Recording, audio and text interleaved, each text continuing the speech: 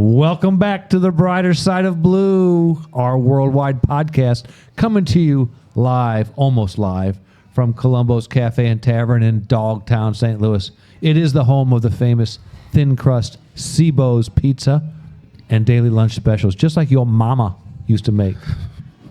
For sure. I'm Danny. I'm Tommy. I'm JJ. Producer John. Producer John, do you know what today is? Ricky Ray is in the audience, and he informed me that it is, on this day, 6 years ago, Stanley Cup, won by the St. Louis Blues. And everybody knows where they were at. I was in the bar. I was in Florida with my family. I was at Lake of the Ozarks. I'm Maggie O'Brien's. You were at Maggie O'Brien's? Yeah, everybody remembers where they were at. You were at Hessler's Pub? I love I remember this. getting pictures. Ricky Ray, where were you? At home, glued to the TV. His wife glued him to the TV. He's literally, some freaky shit goes on over there at the Ricky Ray house. He was literally glued. They brought the Stanley Cup down to What's the club? Charlie Gito's downtown. Yep. Were you there? I was not there. That's a hard thing to get invited to when the Stanley Cup comes around. Actually, the night of when we won it, Bo was with me.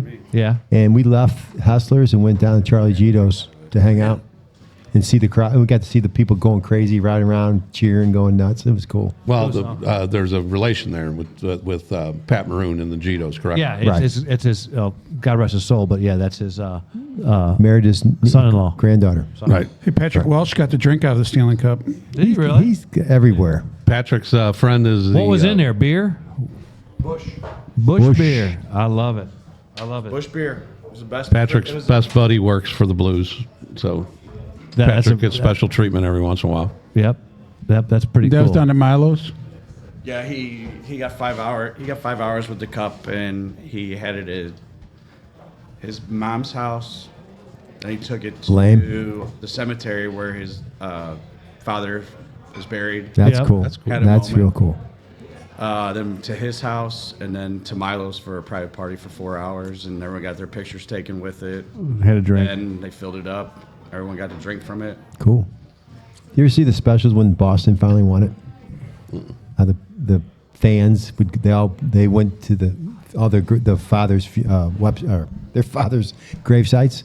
They climbed over. They snuck in and had a beer with their father, whoever was a big Boston fan, and like toasted that they won the World Series. Charlie Gito, they filled it with ravioli and Meat sauce. Yeah, they sauce. did. That's I right. like it. Out of the I like Stanley Cup, they were dipping the ravioli out of the meat cup. Whoosh. it. I know there's somebody in charge of cleaning that every night and taking care of it. Oh God, yeah, it's a That's gotta full-time be a hell job. of They a probably job, weren't man. happy after Full- Charlie full- Gito's. full- That's got to be a job. hell of a job, man.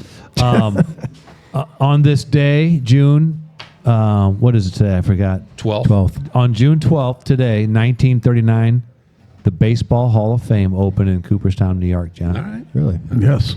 Start a great You ever been there? I have been there. I have been. I went there as a youngster. My dad's family lives in upstate New York. Yep. So when we go visit them, we went to the Hall of Fame. It's I was definitely little a young neat. and It's definitely a neat I was feeling. a little isn't it? young to really enjoy exactly it. But I've been to the Hockey Hall of Fame. So have I. Have you really? Yep. where's that at? Toronto. Toronto. Okay. Yeah, it's really cool. I'm not big for walking around. It kind of gets monotonous. Not that fun. When's the Not all last that time much. you've been to the art museum? No, the next time I go will be the first. We need to get you some culture. What about the Arch? When's the last time you've been in the good. Arch? We need to get you some culture. You grade probably school. need a culture. Grade school? Grade school. I took my I kids don't wanna when they see were his little, culture. so it's been a while. Like a petri dish. That ride up the arch is that still ancient? Where it jerks you all the way up? My kids were like 4 and 6 at the time. The last time I went up there. Up the arch. Mm-hmm. Yeah. It's a very cumbersome little. Last time I went up in the Arch was with Dan. Remember when my brother hired us to do security at that party at the Arch? I do remember that. And it was a lawyers event, and they hired you and I and who else? I don't It was remember. like 4 of us. Well, it wasn't you, Tom, was it?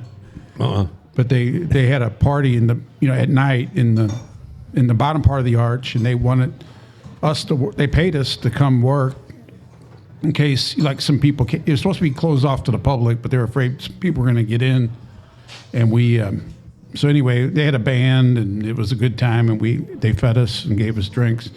We decided to go up in the Arch.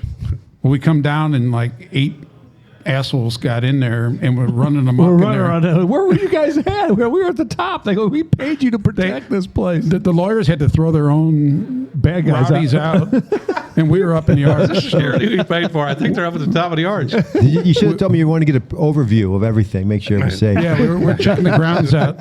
So we didn't get paid that night, and I think we left like in shame. We deserved it. We definitely deserved to leave in shame. I'm guessing it was Danny's idea to go up there.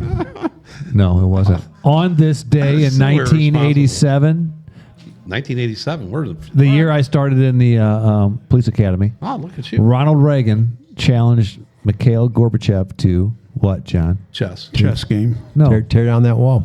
JJ bringing the smarts. Tear down the wall. Tear down that wall. That wall. Mr. I Gorbachev, thought tear that was- down this wall. I thought you said that to the Emperor of Japan. I'm not No, good at that's a history. tourist attraction. Oh, sorry. Tear down the Great Wall of China. I'm talking about the other wall, John. Whoops. So that's about as friendly as we're going to be in this show. Yeah, you got to talk about the elephant in the room, right? Yeah, There's a lot we're- of shit going on right now. There's a lot of stuff going on in this country right now that, of course, as per usual, law enforcement takes the brunt of it. You got these political people and all this idealist people fighting, but what actually happens is the law enforcement takes the brunt of it. They get their ass beat. They're in danger every day, 12-hour days, and they're not peaceful protests. Because if they were peaceful protests, you wouldn't have to have curfews. What's a curfew? If it's a peaceful protest, which we are all on board with, Right. But- Let's point that out right now. If you want to go down and hold shout up a stuff, sign. If hold you're up a angry sign, about some stuff, you get some cold ass McNuggets ain't no from problem McDonald's. with that. Not a problem. Protest. Right. We support you. We'll protect you. But don't call these riots, because that's what they are, peaceful. You see hammers breaking curbs so they can get little chunks of rock Oh, to they're throw getting- at law enforcement. They're getting pallets of bricks delivered. And that happened downtown during the Stockley one, correct, Jay? Yeah. Right. Pallets of bricks being delivered to And throw then, at law you know, enforcement. Right off the bat. Okay, that, and I don't get when people say these are mostly peaceful protests. I don't get that, because I'll try to make this analogy.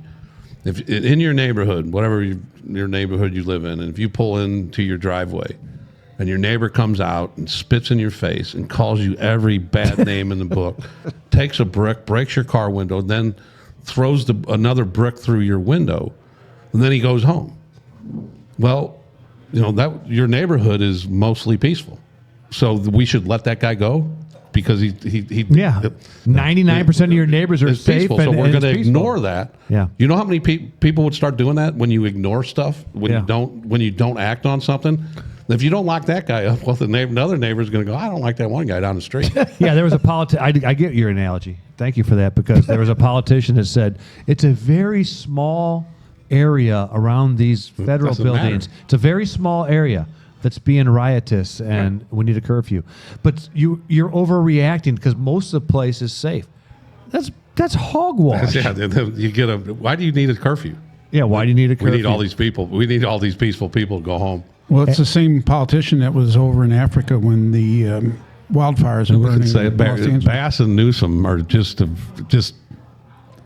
as law enforcement officers, and that's where our anger, I think, mostly comes from. Is they're allowing? Did you see those cars? The police cars when they were showing up, they were getting bricks thrown at them. Wow, that's unreal. And then there was a line of cars coming through, and they knew that it was ICE or one of those people. And there was just people just throwing rocks and everything else at them. Again, that there's nothing peaceful about that. And then if you are one of the peaceful people, tell those people to knock the it off. shit off and Exactly. stand behind the people Police your own. that are trying to do right. I mean, you know? I hate to give I don't want to jinx St. Louis, but recently protests, not just this one that happened yesterday or whatever. It was peaceful. They marched, they did their thing. They didn't do anything. It was peaceful. Shouldn't have made national news, and it did. We've been lucky. And, we went through all the stuff with Stockley and the Michael Brown stuff. That was terrible. But we've kind of, I don't know who it is. We communicate better with them, and we know who the protesters local are, and they kind of deal with them. Say, hey, you can do this. This will allow you to do. And then if you go beyond that, then we'll do what we have to do. So we're waiting. We're still this city's nervous about it. I ain't gonna lie, because there's supposed to be a protest on. All cities are nervous. Yeah, about I mean, but we it. haven't. Yeah, we had a protest yesterday. They marched around. There's 2 different locations. One at the zoo. St. Louis Zoo wasn't anything. They just all stood along over the overpass and held their signs. Who cares? That's fine. And then they went down to Union Station, across from Union Station, right there, the little park, and they chanted. They did a little march, went in front of headquarters, and came back. And then they went back in the park, and they spoke for a little bit, and they all disappeared. They all left. That is what the country is built on. Exactly. We are so cool with that. Right, I get that. Well, is it fair to say, JJ, and all you guys, that whether it's a peaceful protest or not depends on whether they send in the hired guns from out of state, because those are the people who organize the violence. Right. And it's not, like you said, the protesters. They're people that protest a lot of different issues locally, but they're church people, most of them, or they're business people, whoever, clergy people. But it's when they send the hired guns in. That's what we're worried. That's what St. Louis is worried The about. hired guns, you mean professional protesters that are designed to Agitators. Agitators. Good words. Yeah. They cover their face, and That should be against. And the common denominator always is law enforcement is in grave danger. Right. And they take the brunt of this. Right. And during this, now I'll never forget this night during the, I was a commander in the Ferguson riots. And I'll never forget, we're getting bricks thrown at us, frozen water bottles. Our SWAT vehicle was taking actual rounds, and it was very violent, and we were in danger. During the middle of it, a person on the other side of the protest was shot, not by us, by somebody. They got in a skirmish and they got shot. Beef. So a 911 call comes in during the middle of a violent protest. And who takes the call? We do. So we form a wedge, not we, the guys, the brave officers. I was in the back saying, do it. You're like, hey, go. Yeah. Pop out. But here's a weird thing.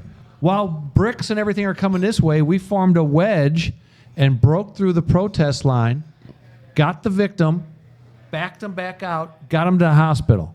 So law enforcement remains the heroes, but everybody during these protests takes it out on law enforcement. And Right. it's Well, not right. and I think those agitators, and then that whatever city it happens in, I think there's an element within that city that's down for messing with the police. Yeah.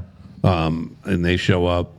So it kind of builds up, and then, you look at, and you guys were talking about Ferguson, and then the other one was the Stockley one downtown that got pretty wild. Mm-hmm. Not one person got killed in those things. That tells you a lot. Right. I mean, because these policemen, and I was retired when all this started, but that Ferguson riot was the first one of its kind, and probably since the Rodney King. Rodney King, right? And that thing was out of control, right? I think they actually did declare martial law on that, didn't they? Yeah, they did. I think they did. Everybody's for themselves. So St. Louis, after that, the Michael Brown protest, it was something that the country hasn't seen. No. To be covered like that. And I don't remember the Rodney King. The Rodney Kings one they were covered pretty good. Right. And I don't know that it wasn't as violent as the Rodney King one. I don't think that Rodney King one was off the chain. The looting and things like that, and property Right. damage was just off the chain. But I told the story on an earlier podcast. It was when I went on a soccer trip after it was over, and New York plays in this tournament too. And they found out, someone said, hey, they knew we were St. Louis, and said, hey, how was the protest? All of a sudden someone said, hey, he was in the middle of it. He was in SWAT, whatever. And next thing I knew, I got everyone surrounding me talking to. They wanted to know what it was about. Now, they were like, oh wow, but now they're dealing with a bunch of shit right now. I mean, New York's out of control right now. LA's out of control. At least that's what I'm seeing. So, and I'll tell the story that I think I've told before, and it's kind of a story about the toll it takes on a family, and it's about your wife Lisa, JJ. And JJ's wife and my wife are tight, and I'm retired at the time, and the protests break out, and JJ's in SWAT as a sergeant in the front lines. I mean, they're every night, every single night. And these things are being broadcast on the news. After the 10 o'clock news, they would break right to the riots because they knew that there wasn't nothing about it up until the 10 o'clock or 9 o'clock news. And then they do the news, and then they just stay on the news because they knew that all hell was going to break loose. Yeah. They knew not to cover any. There was nothing covered live Right. when they were doing their peaceful protests, like you said, during the day. And then as soon as they left, they knew so they're ready to go. Well, poor Lisa's got to sit there the first night, and she was by herself. And not only is JJ down there, but Huggy's down there. You know, his son, JJ's son. Right. Michael's down there. He's on the civil disobedience team at the time. And they're down there in the middle of all this, and then my wife thinks, "Well, Lisa, come on over and you can watch it with us."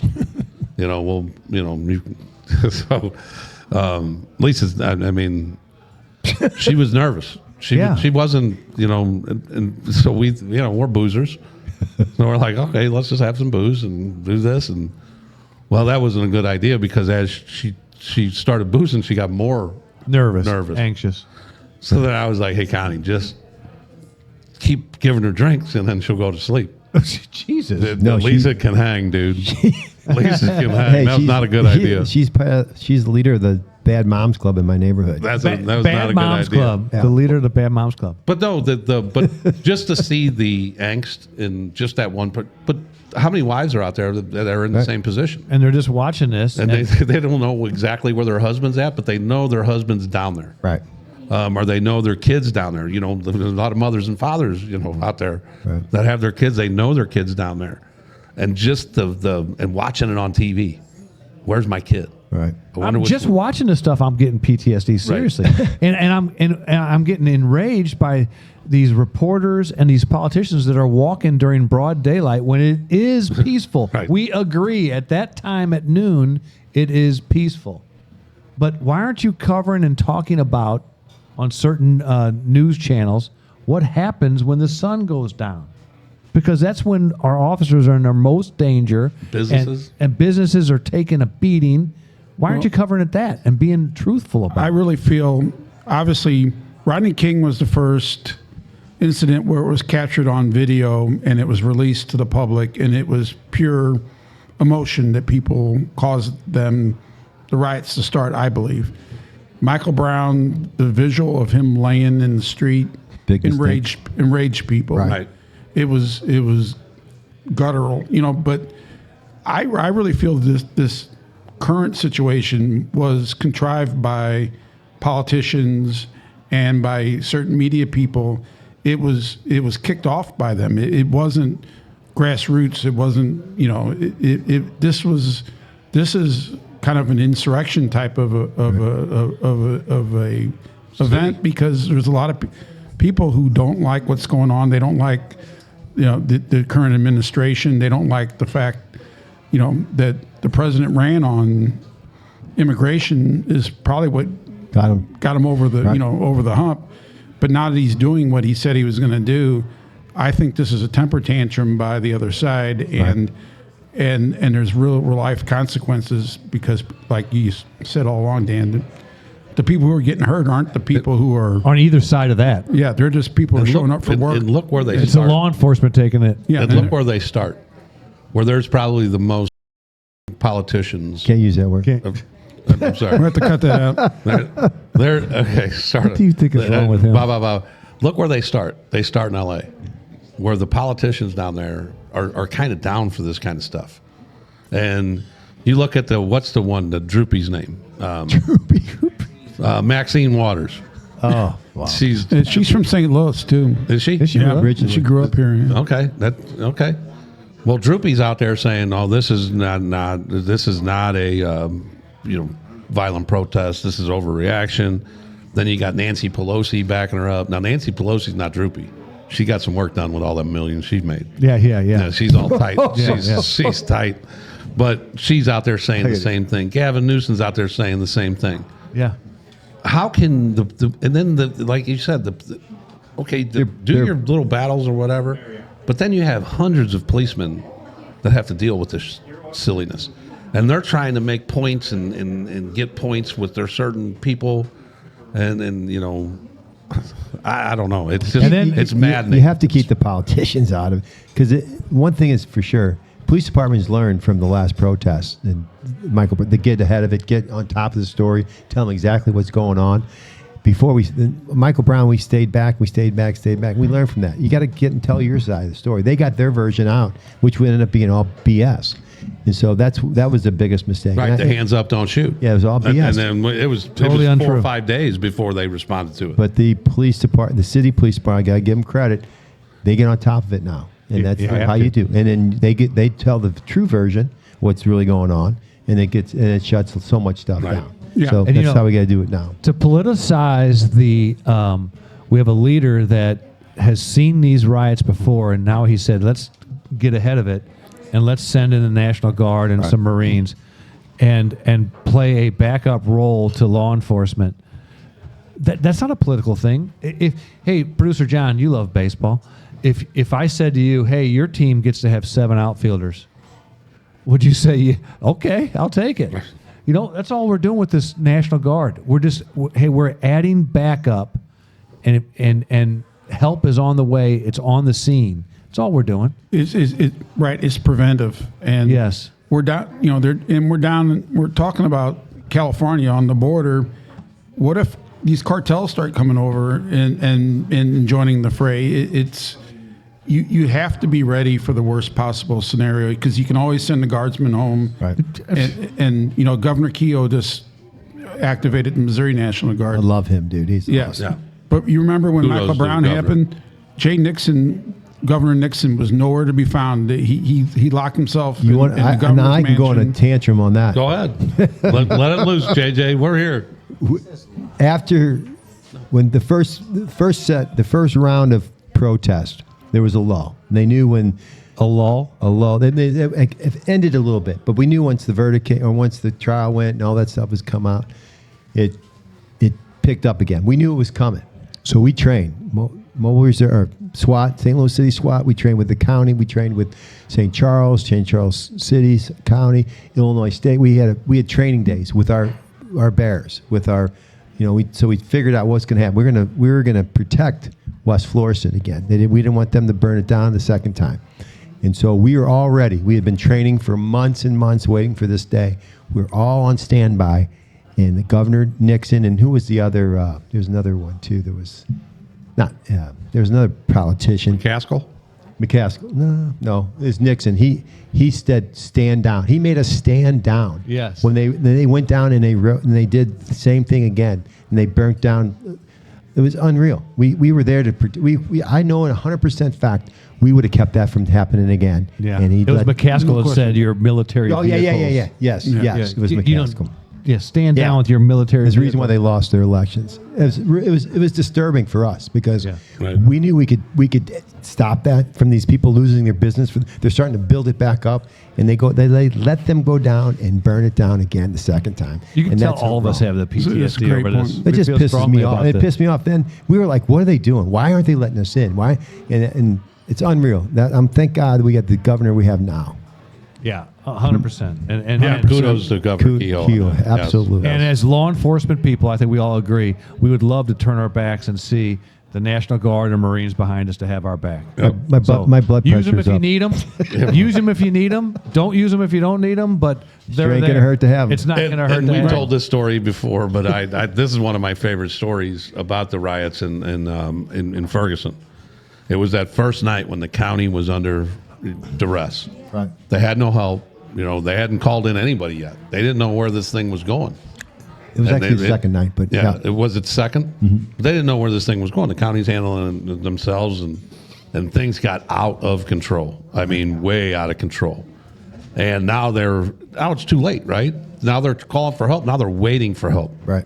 They can't go on the aggressive. They can't figure. They can't do anything but sit there and take what they're getting and try to hold the line. Well, they're calling the city, and they finally got a hold of mobile and SWAT, what they were combined at the time. Leshak was the boss. And they finally got a hold and said, "Send them guys in." Yeah. And there was a little argument, and Yes. they get sent in. Well, when they get sent in, the county guy, and I don't know what was his name, JJ. Matt Pleviak's. Matt Pleviak's my buddy. Yeah. So Matt Plebiak is the guy, one of the guys in the county SWAT team that they're under, complete stress. Shit getting thrown at him and everything. Well, when the city got together and they did one of them formations. Yeah. And as they came down the street, and I think JJ credits Sam Monty for this. He was a sergeant with JJ. And he started doing that tap on his with the cadence, with a riot stick on his knee pads, on his shin guards. And as they got closer, Matt from the county hears it, and everybody could hear it as they marched down. And then everybody heard it, and they kept marching, and they kept marching, and they kept marching, and they hear it. He said it was the most glorious sound he's ever heard in his life. Yeah. But then it gets outlawed. Like 6 days later, they said you can't do that. Too intimidating. Too intimidating. But we took over but you can throw a rock at us, but we can't. Bang and there were shots fired. It's all ridiculous. Yeah. Right. It doesn't make any sense. None of it makes any sense. Well, hopefully the right politicians are in, and it won't happen again. We good, Producer John? We need to take a break. All right, we are moving on from our emotional speak. My blood pressure's up. Yeah, JJ's blood pressure's up. I think you get our point. We don't appreciate our law enforcement officers being thrown in the middle of all this, and they're not peaceful. They are riots, and they require curfews for a reason. And so we're going to move on. Well, hold on one second. But JJ and the whole St. Louis Police Department's been working 12-hour shifts already. Right. From the tornado. From the tornado. And now you throw this on top of them, and hang in there, JJ. Yeah, Hey, exactly. We just went to 8-hour days on Monday, and now we got to stick around for these protests. I just pray to God they all go away. Yep. Yeah. So I was at the Cardinal game the other day and ran into Ken Plackey, Schicker Ford of St. Louis. Yep. And they are still running the special for. Wait. Do we School owe him teachers? money for the beers on Brian McKenna? Brian Day? has no. Okay, No, he good. said we're good. Okay, good. But they're still running the special for teachers and graduates, recent graduates. Go down to Schicker Ford of St. Louis, and you'll get a big discount. The mobile service van is still running. So for minor repairs, if you're at work or at home, come by and hook you up. Or if you're at Columbus, If you're at Columbus, like right now, you could be getting an oil change, Producer John. get lubed. You could be getting right now. You could get a lube job right now. That sounds like fun. So anyway, Come on, man. but I know that's terrible. But one thing I appreciate so much about Johnny Schicker is when he heard that somebody from Schicker Ford St. Louis told us about the opening for the lube position. Johnny Schicker told Ken Plackey, "Is there something wrong with you that you told those degenerates to talk about an opening for a lube tech job? You were asking for trouble, and But it worked out. They found somebody. They did find somebody, and we are Probably a degenerates, listener. and we did it. So anyway, Schicker Ford of St. Louis, teachers, graduates, mention the brighter side of blue, get an extra percentage off. Absolutely. Yes. So JJ, look at that shirt JJ's got on though. Prime Performance. Yep. Nice. Look at that. I went there. I asked you to go. You had something going on. Yeah, I did. So my brother and I went down there, and we got Coasters. Prime Performance. I got a shirt. You get a B12 shot? I got a B12 and a Revive. You feel pretty good? I am like ready to party. Right. That's some 12-hour days. I'm If rocking. you're working 12 hours. Yeah. If you're working I'm 12-hour days, head down to Prime Hey, Performance. 8-hour days Exactly. are nothing. Right. Now that you're back to 8-hour days, you can get a B8 shot. Got it down. Very nice. Very nice, Producer John, as always. As always. Very well said. So that's just good stuff. JJ, Yes, sir. we've been stressed out about the protests. Yes. The violent protests going on. Are you sitting on a JJ Zen? I on am. Oh, there it is. Music's back. Oh, wait. Yes. Wow. He came really prepared with notes Kindness tonight. is the language everyone understands and needs. That is from Greg Colombo. I Is like it really? it. Yeah. I like it. Kindness is a language everyone understands and needs. And I right now, love that's that. what that's actually a perfect zen. That's what we for- need after all that silliness. A little Right. kindness. Kindness is the perfect language that everybody understands and needs. Thank you, Danny, for repeating it for me. Appreciate it. I don't like to always have to make you repeat it. It was short enough for Danny to do it. You Come in with a long one. It's He's funny out. is I have 2 more Zens from I.C.E. that I have stored away for next week. Oh, you have a library of Zens? Yes, Yes. I.C.E.'s been great, and actually, Greg Colombo has been good about sending. Okay. It takes one more thing I have to do. Now, last week's Zen was from Postal Dave. Yes, it was. He was mad because none of us liked I it. kind of screwed it up. He called us knuckleheads Yeah. Well, I said Because why? I didn't say because seldom. we didn't like JJ Zen last Well, week. Well, he said it wrong. He I said did. I never. He misquoted Never him. and seldom. Yeah. It was more Actually, of a. It was the more, really it weird sounded like thing- more of a JJ rhyme. The really weird thing is I actually wrote it down wrong. But I think never works too. That's typical JJ. Yeah. I should have. I have this whole thing messed up. We should have did the Zen after we give our honor and respect to this next story. Yeah, that's I messed it up. Maybe you can switch I don't it even know around. where we're but going. Crystal Rivera, a young 36-year-old police officer it's in a good Chicago. lead in because we do need to calm down. And now this is All right. a good story to lead. June 5th, she was killed in the line of duty up in Chicago. Right. She's got a young daughter. Her and her partner received a call for an armed male subject, and they arrived at the scene, and there indeed was a male subject that was armed with I think a handgun. Right. He took off running. The officers, Crystal Rivera, they took off after And her partner took off after the suspect. Suspect led him into a building. Well, it turns out to be an ambush. I mean, how diabolical is this? It Yep. turned out to be an ambush. When they entered the building chasing the one guy with a gun, there was a man in there with a rifle, shot and killed Crystal Rivera, officer Crystal Rivera. She's And a beautiful girl. beautiful girl with a little beautiful daughter. It's a- Beautiful daughter. and it ends there. And the bravery of her going into a building chasing a guy with a gun. So What can you say? Was it random? Is this, they're going to kill whatever officer No. got the call? Yeah. You know what? It could have been. I mean, right now. don't know those you don't details, know. producer John. We just right. But that's a big thing. Like when Mobile Reserve, when we do we pursue people, my guys will be like, he's on the phone. He's on the phone. He's on the phone.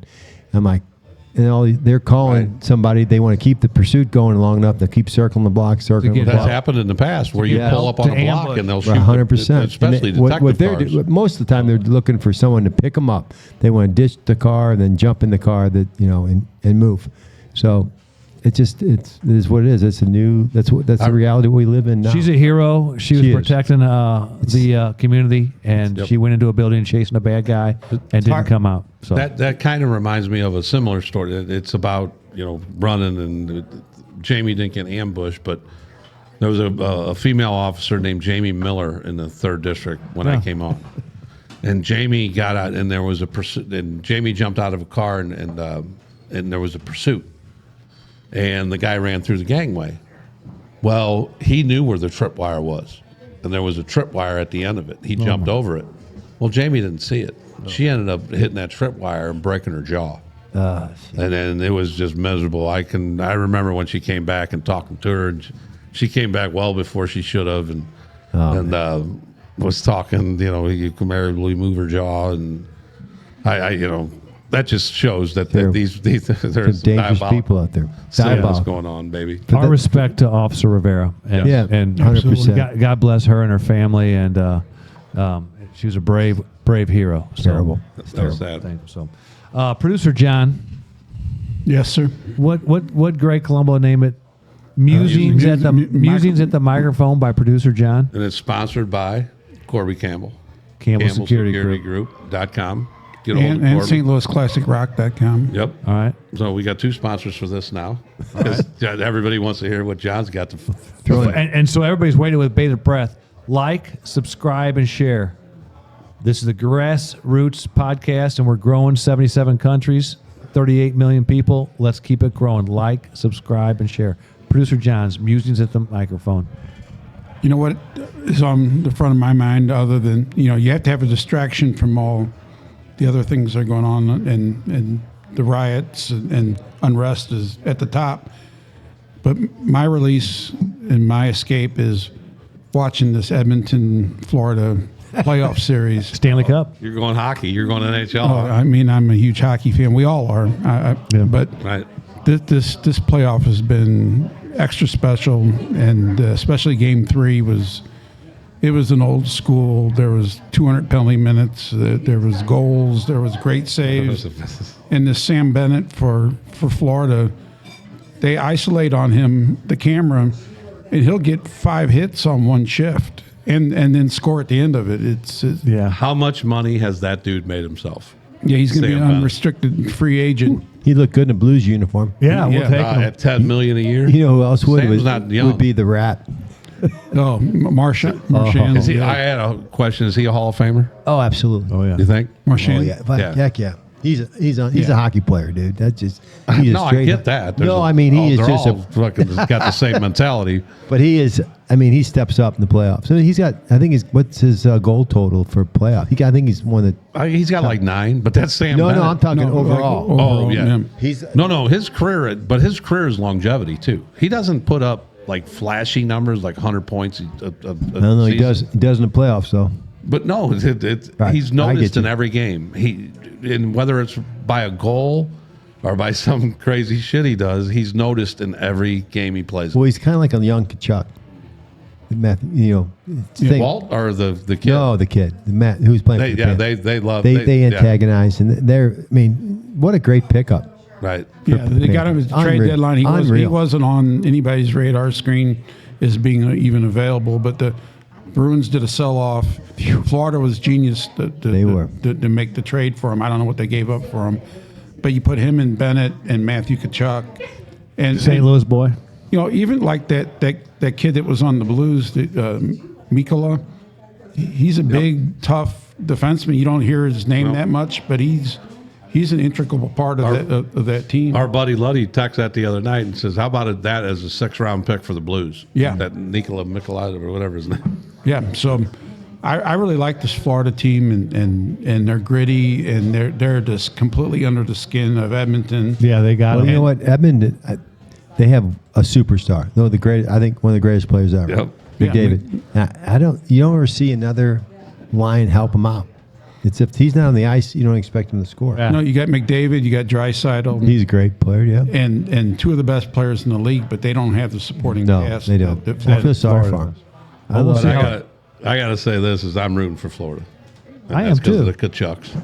Yeah, he's a St. Louis boy. And they- But there is a St. Louis boy on the Edmonton Oilers, Trent Frederick, and he is the brother of Grant Frederick Roofing Company.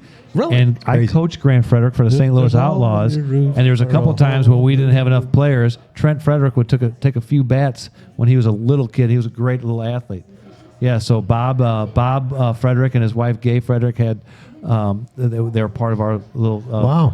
baseball just, team that I coached. just doling out athletes. Yeah, doling out awesome. athletes. That's awesome. Grant Frederick was a great Right. kid. Trent Frederick was a great kid. He was an athlete back then, and now he's in the NHL. So we got dueling things. So, but with the Kachucks last year when they won the cup, they brought it to the Brentwood Police Department. I think we put pictures of that out, and I think they went this year. They're coming to the podcast. that's what I'm getting at. That's what I'm getting at. We need to get to Matthew and Walt and his father. His father's That'd be huge. His father's father was a fireman, so they also went to the fire departments too. Oh yeah. And so they can stop by here and cover all police departments. Right here, one stop, just law put it right here, enforcement. put the cup right there. And we'll talk kindly about Brentwood and Sunset Hills. Right. Doggone right. No, I even think the Kachucks know their Candyland. Right. If the Kachucks were policemen, they would not want to be policemen. No, they'd want to be in the city. They'd want to No, be in the they'd city. be city coppers. Yeah, they'd definitely be city coppers. 100%. Yeah, that's a very true statement. That's a Fairway Automotive is taking care of people that go out there to get discounts. You mentioned the Brighter Side of Blues sent you. They'll work on any car. JJ's been there. Their waiting great. room's unbelievable. Yep. Popcorn, coffee. I go there water. like once a week, just hang out. Yeah. Eat And popcorn, they coffee. work on classic cars. If you have a 1966 Ricky Ray, if you bring your 1966 Camaro out there, they'll hook you right up. So Fairway Automotive Group. I think who I want to mention now, we got a person in the crowd that owns the mansion. The Lemp Mansion. Lemp Mansion. Yeah, I meant that was pretty good. The Lemp Mansion. Yeah, But took care how of about the third stories from there? That place is haunted, apparently, right? Lemp Mansion. Lemp Mansion's haunted, correct? Is the Lemp Mansion haunted? Yes, is she shakes her head. She's Yes. shaking her head. Carolyn's got a full mouth of She's food. got a full mouth of food. We busted. No, you answered a question right now. Right. Well, Tommy, tell the story why it's haunted. I mean, I don't know no stories about it, but Well, I know no, Mark Gurman had an experience down there with his wife, and they went to some dinner, and they had some creepy fucking. Do you remember? Do you remember that one? There we go. Oh yeah, but Mark runs to like demons and apparitions everywhere he Yeah, goes. his house Maybe was it's haunted. him. Maybe His it's house him. was haunted. No, the Lemp Mansion had They just follow the certain Lemp people family had numerous suicides inside that mansion. Yep. And they say weird things happen when you spend the night there. That'd be cool. We should do a podcast from there and spend the Yeah, night. we're gonna do a podcast from the Lemp Mansion. We want to Can we spend do the a night. podcast from the Lemp Mansion? We want to spend the night in the Lemp Mansion. Can we set up shop at the Lemp Mansion for a podcast? She said yes. One She night? said absolutely. But Absolutely. we want a ghost and we want some freaky shit to happen. Right. Yeah, we want it on. We want it on video. Yes. Yeah. Can you promise us that? Yes. I heard the Carousel Motel was haunted too. It's gone, isn't it? Hopefully, I think a tornado took it out, didn't it? I don't know. I think life took that thing A out. lot of things happened. Just life took it out. We're doing good. Tommy, you have a little choo-choo train story. Oh, yeah, it was kind of entertaining. My son, who's 20, obviously only been driving for 4 years, so you don't get all the train track experiences that you can get over a period of time. And so he's down at Cliff Cave Park, and for those that don't know, it's in South County. You go down a road, and then there's a parking lot, and then you can get out of your car and run or bike or whatever. Yeah. And he goes down there and runs all the time. So he's down in the parking lot, but there's a train track that comes along the one road the only road that you can get in and out of there from. And the train, this is his first experiences with that slow moving train. Yeah. And you hope like hell it gets past wherever you're at, and it keeps getting slower and slower. And you're like, man, I don't like my odds here. Yeah. Well, he got in that. Well, this is the first time he's ever. So he thinks the train had broke down, and that he's going to be stuck there. And he's trapped because there's no way to turn. How am I going to get out of here? What am I going to do? Because some people you get that angry turnaround, like they've been stuck and they do that angry turnaround because the train's too long and it's going too slow. Right. Then you can figure a way out of that, but there was no way out of this. And this is my son's first experience with that stopping train, and he's got nowhere to go. So he thinks that, like I said, he thinks that thing's broken down. Yeah. So he calls home, and he's talking to my wife. He's like, "What do I do? What do I do?" And she's like, "You just got to wait it out. It happens all the time." What do you mean it happens all the time? This never happened to me. So I thought that was entertaining. That is pretty So cool. how long was he stuck? 20 minutes or so. Oh, Hey, the that would drive younger generation had no patience. But that was- 20 minutes on a train. it just drives you crazy. And you've never been through this. So even though he told him the train will go, in his mind, he's right that the train is broke down. So he's still thinking, I'm here all night. No, it's broke down. Right.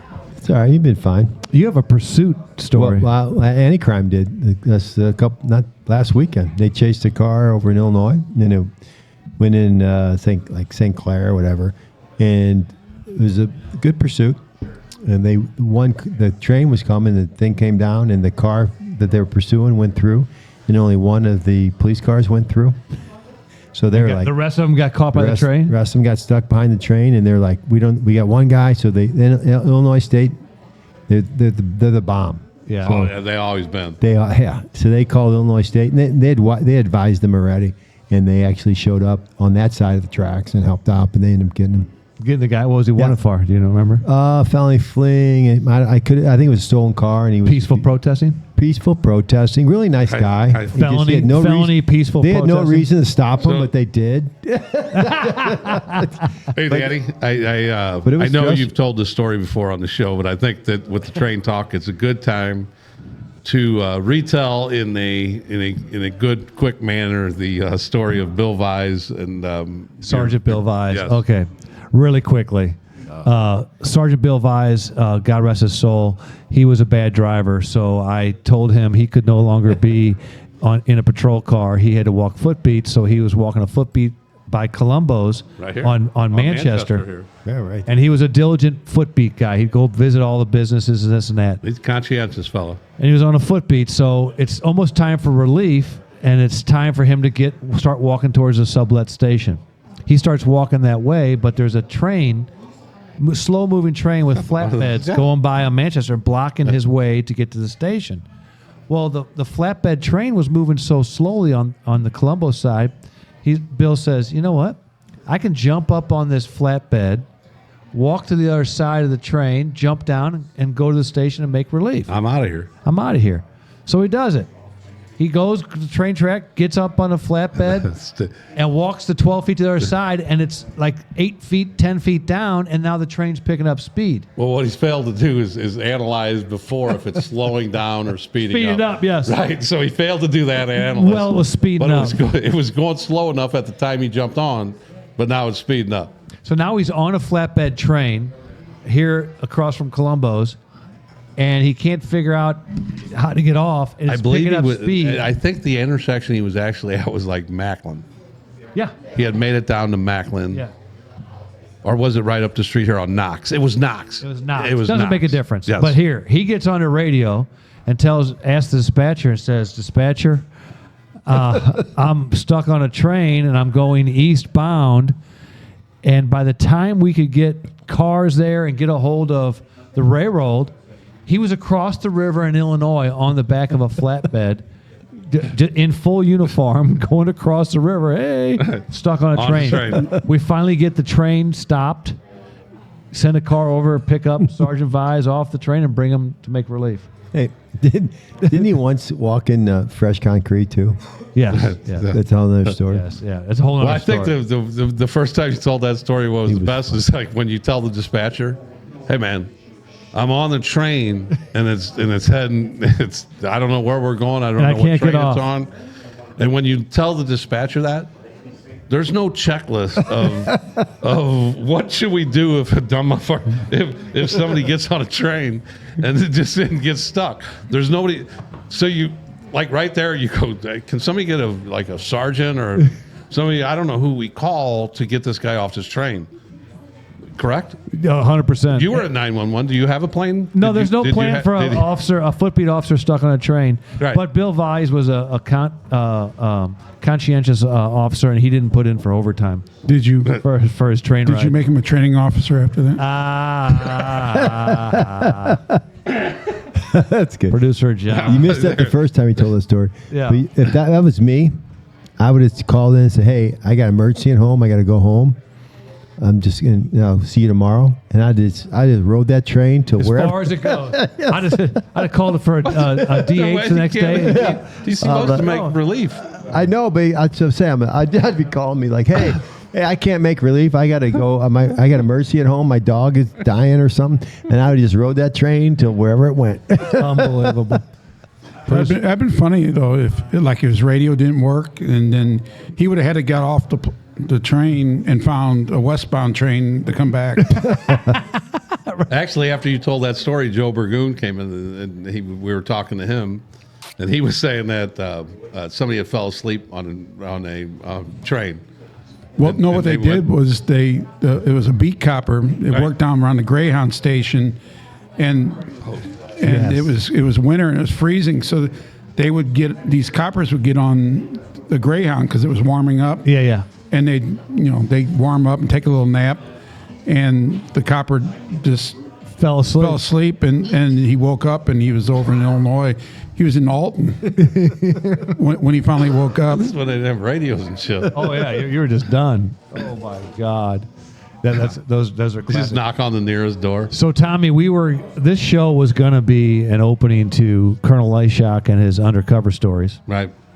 But our passion with current events that's going on across the cities in America got our ires up, and so it became a little bit about that. But next week, So I think what we decided here is that Thank this you. is going to go 40, 50 minutes, whatever it is, and we don't like to put out like long podcasts anymore. So we're going to just go with this today, talking about the protest, our little banter. One of the other things that I did want to mention, and then we'll have Jerry Layshak next week. I just want to go on record that I did not want Layshak to be pushed back another week. okay, good job. All right, suck ass. Yeah.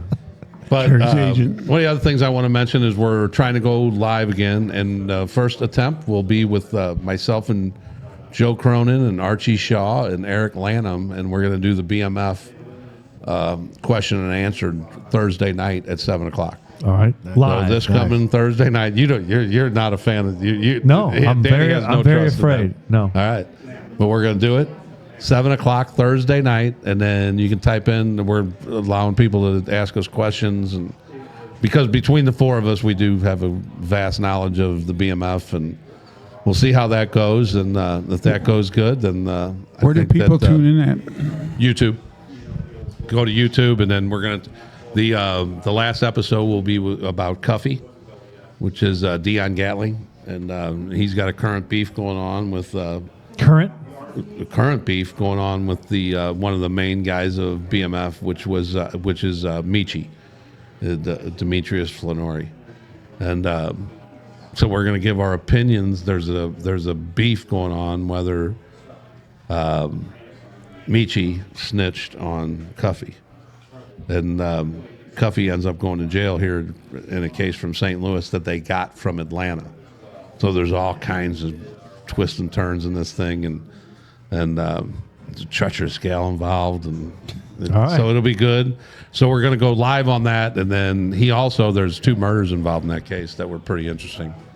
That are on. You'll hear the names in this week's show, which would have been released on Friday. You'll hear the names, and then 2 of those names that life doesn't work out real good for them. All right. So And I like to Very- mention Corby Campbell again because we forgot him one episode. no, So he was gets your a last double. one. Yep. He's a double. He gets a double. A double. A double, and then Thanks, we Corby. also got to mention Marvell Printing. Marvell Printing. Yep, that was it. That was the one. They were a good sponsor. So. Good sponsor, and we're going to get some business cards made. We got things happening. I don't want to give away too much, but we got some things going on, and that's because of the support we get from everybody. Yeah. And the Producer likes John, and the looks like shares, and you have something to say? I'll just have another dream and make sure we get everybody. Yeah, Yes. Next Right. time. that's the kind of sponsor's important. dream. We need to. Professor Rick, We need to chimed go in. away from musings and go to producer John's sponsor's dream, Dreams. No shit. and just come up with a different dream every day. Yes. What do you think? If you want to sponsor my dreams, get a hold of me. Direct message me In his sleep. in my sleep. It won't work otherwise. Get that mattress company, Oh, mattress firm. mattress firm. Come and get this. Tommy, tell us about our communities. They're much safer when they support law enforcement. Damn straight. Peace. Peace. I got it. Before you raise horse. That was a long. No, it's not as long, JJ, because we literally.